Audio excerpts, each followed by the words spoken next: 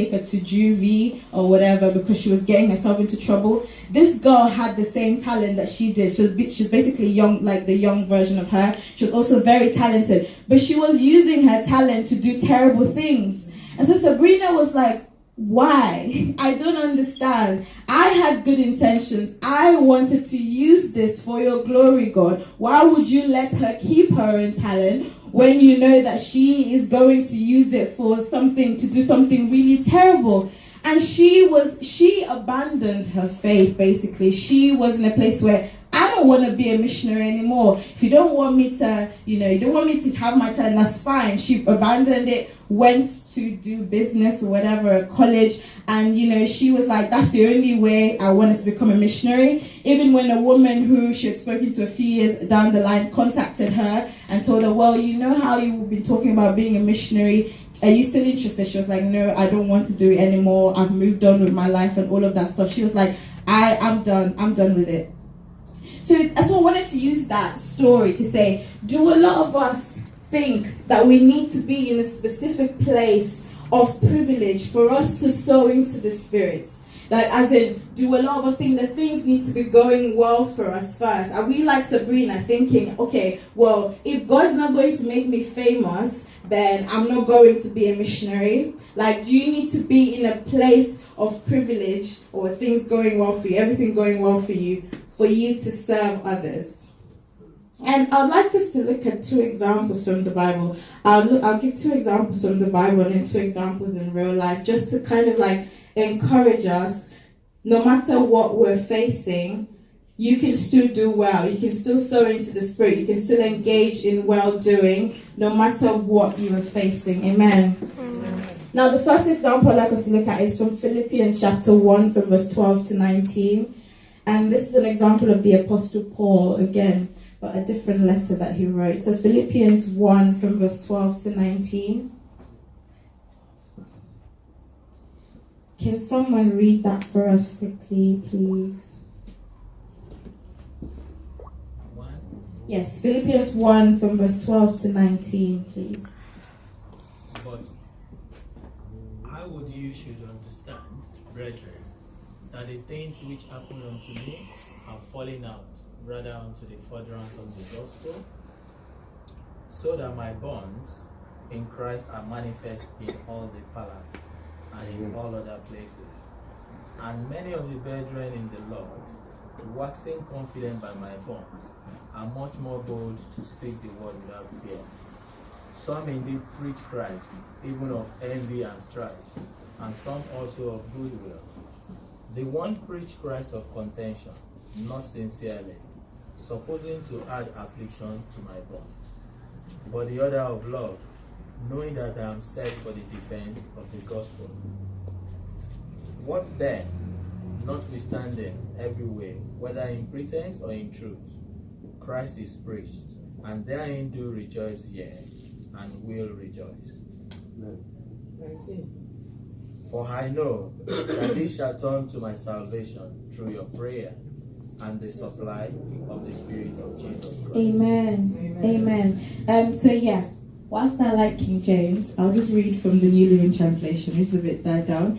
So it says, and I want you to know, dear brothers and sisters, that everything that has happened to me here has helped to spread the good news. Now, just a little bit of backstory. So Philippians, the Apostle Paul wrote this letter to the church in Philippi, and he basically was in prison when he wrote this letter, and he was in prison because of Christ, because of preaching the gospel. If we know the Apostle Paul, we know how he was before he was a Christian, how he had so much power. He was a man of influence, literally. He was a well-learned man, very educated. He had this, he had that.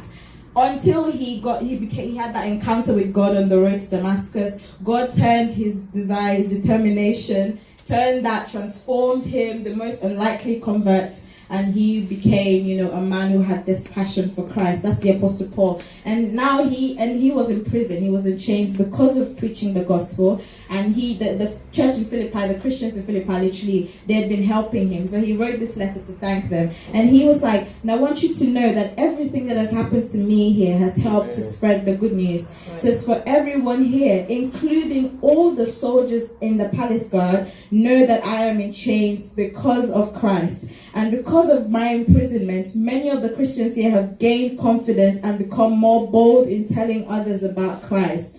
Some are preaching out of jealousy and rivalry, but others preach about Christ with pure motives. They preach because they love me, for they know the Lord brought me here to defend the good news. It says, I'll just skip to verse 18. It says, but whether or not their motives are pure, the fact remains that the message about Christ is being preached. So I rejoice and I will continue to rejoice. For I know that as you pray for me and as the Spirit of Jesus Christ helps me, this will turn out for my deliverance.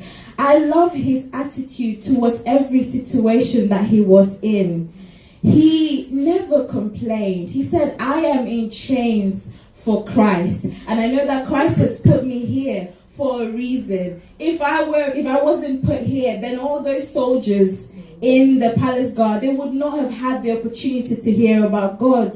If Christ hadn't put me here, then all the other, maybe the inmates in the prison or whatever, would never have had the opportunity to hear about Christ. In whatever situation, whatever place that you're in at the moment, if there's no other Christian there, God has put you for a reason. He has put you there for a reason to shine your light. Just as Christ, Apostle Paul was saying, I am in chains for Christ. And then one thing that we wouldn't, I don't know if some of us know this about the Apostle Paul, is that the Bible talks about this thorn that he had in his flesh. Can we read 2 Corinthians 12 from verse 6 to 10, please?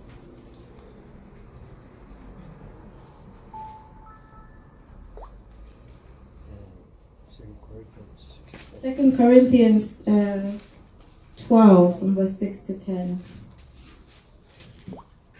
Yes.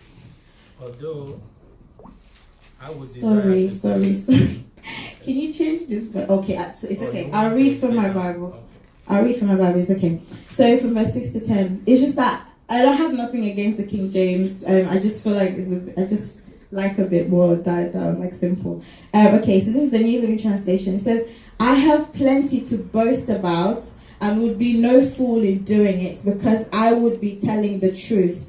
But I won't do it. I don't want anyone to think more highly of me than what they can actually see in my life and my message, even though I have received wonderful revelations from God. But to keep me from getting puffed up, I was given a thorn in my flesh, a messenger from Satan to torment me and keep me from getting proud. Verse 8, 3 times I begged the Lord to take it away, and each time he said, my gracious favor is all you need. My power works best in your weakness. So now I am glad to boast about my weaknesses, so that the power of Christ may work through me.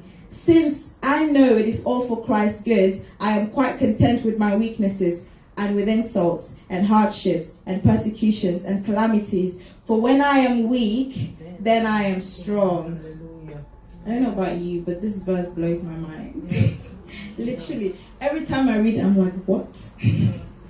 I'm actually like, what are you on about? If I know there's one question that they ask speakers that come to our Christian Union to speak this week, they ask them, if you were to ask 3 characters from the Bible to invite them for dinner at your house, who would they be? First of all, Jesus. Second, the Apostle Paul. I want to actually sit down with him and if I had the chance, obviously, sit down with him and ask him questions. I want to ask him questions, because this verse, I literally don't know. He said, since I know it is for Christ's good, I am quite content with my weaknesses.